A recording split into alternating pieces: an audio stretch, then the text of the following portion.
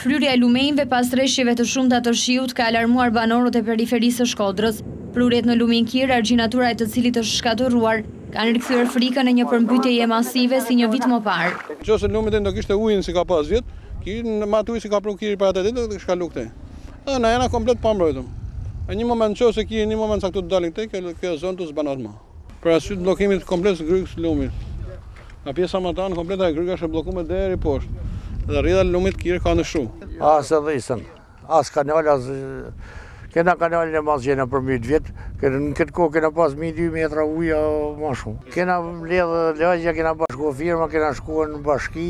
Edhe banorët e fshatit Kuçe, Vukatan, qështëria në anën tjetër të lumit Kir, bëjnë thirrje për një ndërhyrje urgjente të strukturave për vendosjen e pritave. Ku është defekti e din ata.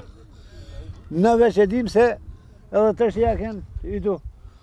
Godi më në hypë këtu, më ne morë më në ne, që në duhet më në quë për shumë atje, ku s'duhet me shku. Kena shumë shqetësim për lumin Kir, në ka ardhë disa herë, në ka marrë tokat bujqësore, problemet që ka aty në bujqësi, në bëjnë disa prita, gjona, që dojmë në bënë. Pavarësisht disa investimeve në Shkodër për shmangjen e përmbytjeve, Lumi Kir nuk u përfshi në projekte për këtë vit. Madje drejtues e bordit të kullimit kanë pohuar se zona problematike që rrezikojnë të përmbyten me gjithë ndërhyrjet e kryera, mbeten edhe oboti e fusha e Trushit për shkak të pozicionit ku shtrihen.